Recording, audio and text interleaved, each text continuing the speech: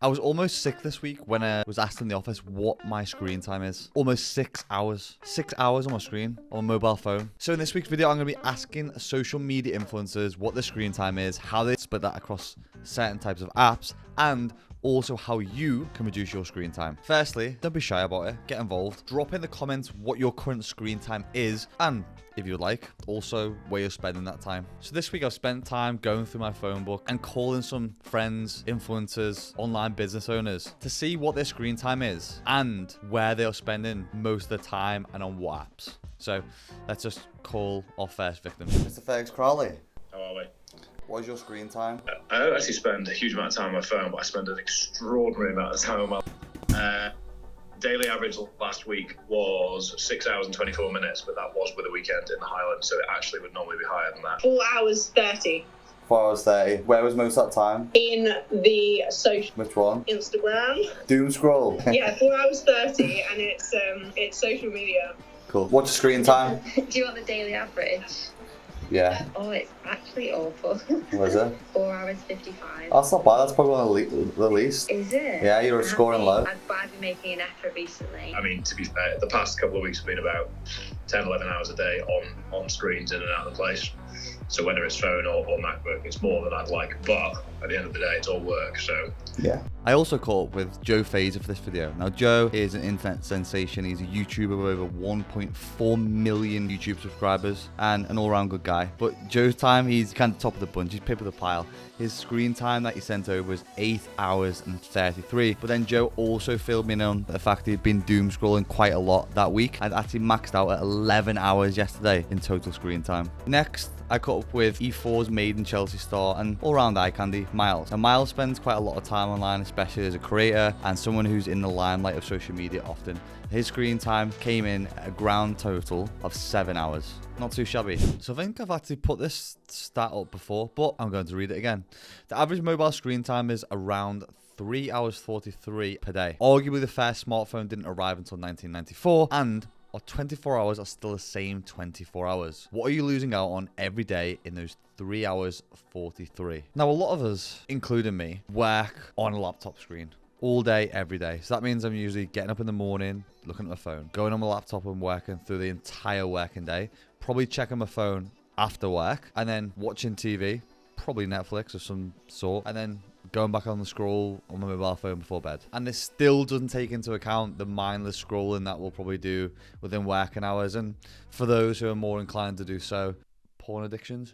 It's estimated that a whopping 58% of people who work on screens or on phones will develop something called computer vision syndrome. Now, computer vision syndrome is the name given to eye problems caused by prolonged computer use, including eye irritation, dry eyes, itchy eyes, red eyes, blurred eyes, headaches, and backaches. On top of that, there is also nearsightedness vision on the rise.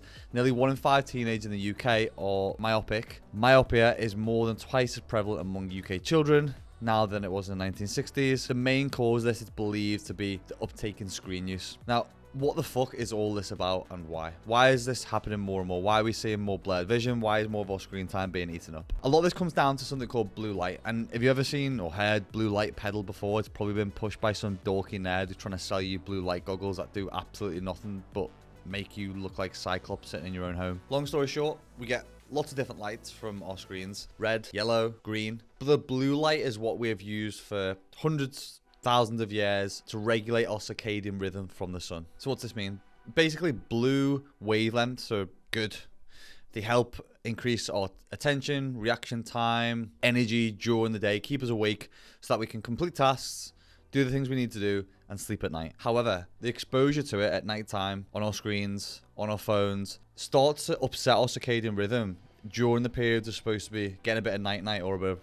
And there was also a study that was produced by none other than Harvard, where researchers and their colleagues conducted an experiment comparing the effects of 6.5 hours exposure to blue light exposure to green and others. The blue light suppressed melatonin, it's the hormone you need for sleep, for about twice as long as the green light and shifted circadian rhythms by twice as much, 3 hours versus 1.5 hours. That's bad. Do you know the other thing that's bad is the amount of times that I've noticed myself at my mum and dad's house, who, by the way, I probably see twice a month at the moment if I'm lucky. That's 24 times a year. And I've been sat there just mindlessly scrolling on my phone like a freaking zombie, just wasting time away that I could be spent having meaningful conversations, speaking to family, talking about memories. That's not good enough. Honestly, the more time I've spent off this little thing recently, the better I've actually felt. I spent some time on holiday in Santorini, in Barcelona, and one of the things that I ended up doing, just simply due to the glare from the sun, was leave my phone on charge a lot, and that habit in itself really brought down my screen time, and as a result made me feel a lot better. Because I think personally what we're probably going to see evolve over the next 10, 20, even 50 years is a lot more data that is going to point in the direction that our screen time is correlated or has some kind of causation to our mental health and our mindset, especially with the exposure that we're having at the moment, the things that we're having to deal with, online bullying, chasing the Joneses, the things that we don't think about in the micro or the macro, and we do think about in the micro. Flip that, reverse it.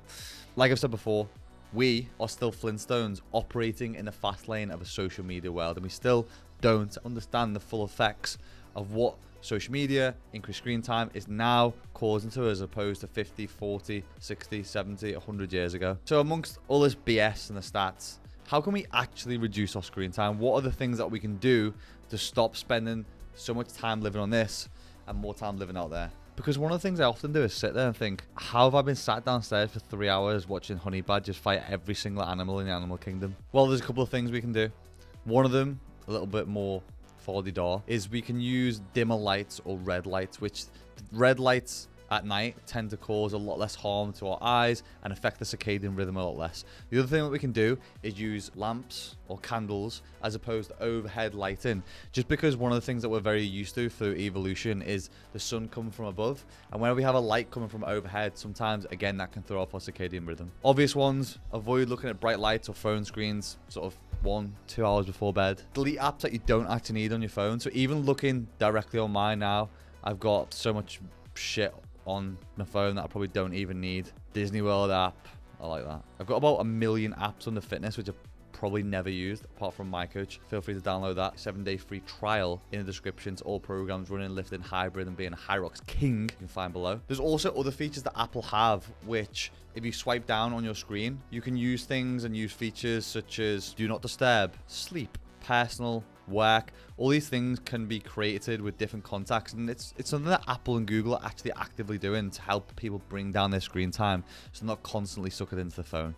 A couple of other habits I've actually got loose into doing over the past few weeks is: 1, leave your charger outside on the landing. That means that at night time, you've got to go outside and leave your phone on charge. It also means that when you're getting up in the morning, you're far less likely to hit snooze and go back to bed. We're making good habits more easily accessible and bad habits less visible. No phone before 8 a.m. Big one for me. This is something I implemented probably 2 or 3 years ago. I just find that in the morning, my brain is like mush. And the more I can protect that time frame in the morning where I'm sharpening a pencil, the less likely I am to damage my mindset for the day and get in that negative spiral first thing in the morning. Another one, I'm a sucker for voice notes. I piss a lot of people off with this because I just generally end up talking into my phone.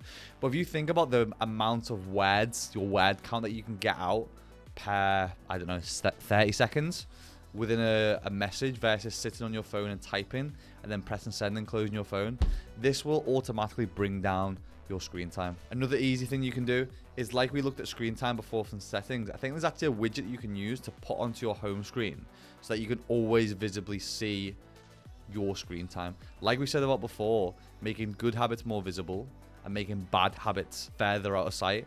This is one of those things that we want to often avoid the negative and pursue the positive. By seeing this time, it'll just be a reminder to get the fuck off your phone.